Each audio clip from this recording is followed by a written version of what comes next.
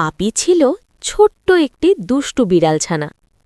তার চোখ দুটো গোল গোল আর লেজটা সব সময় নড়ত, যেন দুনিয়ার সব কৌতূহল সেখানেই লুকিয়ে আছে।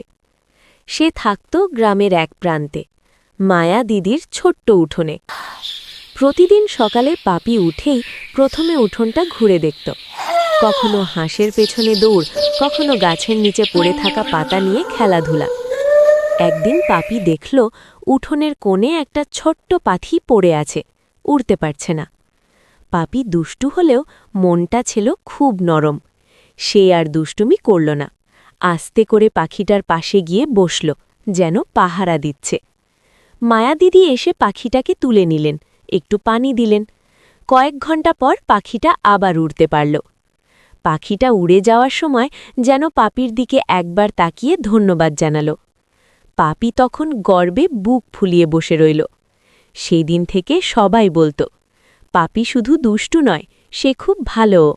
আর পাপি, সে আবার নতুন কোনো দুষ্টুমির খোঁজে উঠোন ঘুরতে লাগল, তবে মনটা থাকল আগের চেয়ে আরও একটু বড়।